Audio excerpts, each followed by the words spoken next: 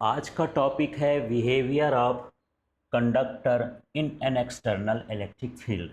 तो किसी कंडक्टर को यदि हम एक्सटर्नल इलेक्ट्रिक फील्ड में रखेंगे तो उसका बिहेवियर कैसा होगा, चलिए इसको देखते हैं। इसके डायग्राम से आप इजीली समझ सकते हैं। देखिए यहाँ पर ये जो है एक मेरे पास कंडक्टर है और इस पर हमने एक्सटर्नल इलेक्ट्रिक फील्ड अप्लाई किया है। ये मैं लिख देता हूँ EO, मतलब आउटसाइड का इलेक्ट्रिक फील्ड। इस तरह से जब इसमें एक्सटर्नल इलेक्ट्रिक फील्ड लगाते हैं तो इसके अंदर जो चार्जेस होते हैं, फ्री इलेक्ट्रॉन्स होते हैं, इनकी जो चार्ज डेंसिटी होती है ये इस तरह से अरेंज हो जाती है। जैसे यहाँ प्लस है, इलेक्ट्रिक फील्ड के डायरेक्शन में ये प्लस इंड्यूस्ड हो गया, और यहाँ पर इलेक्ट्रिक फील्ड के अपोजिट डायरेक्शन में क्या हो गया, माइनस हो गया। लेकिन प्लस की संख्या और माइनस चार्ज की संख्या सेम रहती है। मतलब जो बाहर का इलेक्ट्रिक फील्ड होता है ये बाहर का इलेक्ट्रिक फील्ड है, और जो अंदर इसके कारण इलेक्ट्रिक फील्ड अरेंजमेंट के कारण डेवलप होता है, दोनों का मैग्नीट्यूड सेम रहता है। डायरेक्शन क्या होता है, अपोजिट होता है। माने ये एक्सटर्नल इलेक्ट्रिक फील्ड और internal electric field equal in magnitude but opposite in direction, so net electric field is zero. इसका टोटल इलेक्ट्रिक फील्ड क्या हो जाता है, जीरो हो जाता है। ये इन है, इक्वल टू क्या हो गया, जीरो। तो इस तरह से हमको यहाँ पर इसके डायग्राम को देख करके डिफाइन करना है। तो देखिए, when a conductor is placed in an external electric field, तो कोई भी कंडक्टर है उसको हम एक्सटर्नल इलेक्ट्रिक फील्ड में रखते हैं। The free charges move and adjust in such way that in the static state the electric fields due to the induced charges are opposite and equal to the external electric field and cancel each other।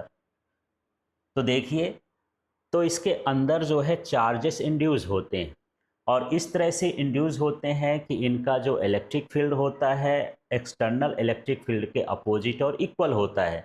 तो ये एक दूसरे को cancel कर देते हैं, due to which net electrostatic field inside the conductor is zero. इसलिए conductor के अंदर जो इलेक्ट्रिक फील्ड होता है, टोटल इलेक्ट्रिक फील्ड, उसकी वैल्यू क्या होती है, ज़ीरो होती है।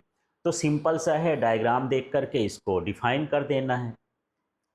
अब चलिए हम दूसरा मटेरियल लेते हैं जो मेरे पास है डाइलेक्ट्रिक।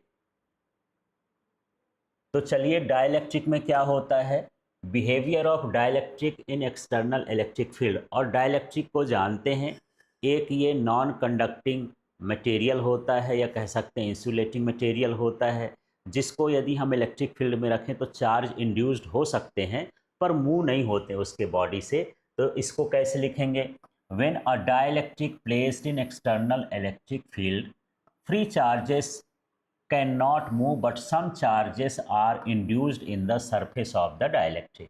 तो आप जानते हैं कि यदि हम डाइलेक्ट्रिक को इलेक्ट्रिक फील्ड में रख देंगे उसमें चार्ज का मूवमेंट नहीं होगा, लेकिन कुछ चार्ज अपने आप को अरेंज कर लेंगे, इंड्यूस्ड कर लेंगे सरफेस की तरफ। Due to the induced charges the electric field induces opposite to the external electric field and less than it. तो अपोजिट डायरेक्शन में इलेक्ट्रिक फील्ड इंटरनल वाला डेवलप होता है लेकिन एक्सटर्नल से थोड़ा कम होता है। This reduces the external electric field, due to which the net static electric field inside the dielectric is not zero। तो देखिए, थोड़ा सा इलेक्ट्रिक फील्ड जो है अपोजिट होता है, 100% नहीं होता है, इसलिए नेट इलेक्ट्रिक फील्ड ज़ीरो नहीं होता है। तो थोड़ा सा आप यहाँ पर देख सकते हैं, ये जैसे मान लीजिए मेरे पास ये डाइलेक्ट्रिक मटेरियल है, इस डाइलेक्ट्रिक मटेरियल को मैंने एक्सटर्नल इलेक्ट्रिक फील्ड में रखा है और इसके बिहेवियर को ऑब्जर्व कर रहा हूँ कि ये कैसा होगा। तो ये EO हो गया, है ना, ये EO का मतलब हो गया एक्सटर्नल, आउटसाइड इलेक्ट्रिक फील्ड। तो इसके अंदर ये जो इस तरह से आया, ये है आउटसाइड का इलेक्ट्रिक फील्ड। इसमें जो चार्जेस होते हैं इसके सरफेस पर थोड़ा बहुत इंड्यूस हो जाते हैं, ये प्लस माइनस इस तरह से। अब इसमें जो इलेक्ट्रिक फील्ड अंदर का बनता है वो अपोजिट तो होता है, पर इसके मैग्नीट्यूड के इक्वल नहीं होता। मान लीजिए मैंने यहाँ पर 10 कूलाम का लगाया, तो हो सकता है 10 न्यूटन पर कूलाम का इलेक्ट्रिक फील्ड लगाया एक्सटर्नल वाला, तो इसके अंदर जो इलेक्ट्रिक फील्ड डेवलप होता है मान लीजिए 7 न्यूटन पर कूलाम का हो गया। पूरा 10 का 10 नहीं होता, कुछ होता है। तो यहाँ पर देखिए, अब हम इसका टोटल करेंगे तो कुछ वैल्यू इसकी रिड्यूस हो जाएगी।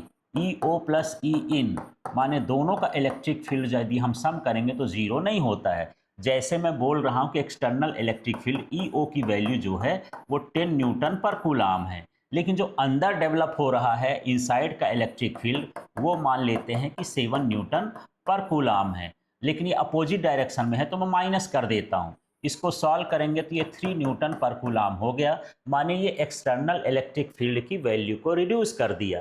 तो जो इंटरनल इलेक्ट्रिक फील्ड होता है वो एक्सटर्नल इलेक्ट्रिक फील्ड के अपोजिट होता है, उससे लेस होता है, जिससे एक्सटर्नल इलेक्ट्रिक फील्ड की वैल्यू लेस हो जाती है पर ज़ीरो नहीं होती है। इसलिए जो नेट इलेक्ट्रिक फील्ड होता है डाइलेक्ट्रिक के अंदर का वो ज़ीरो नहीं होता है।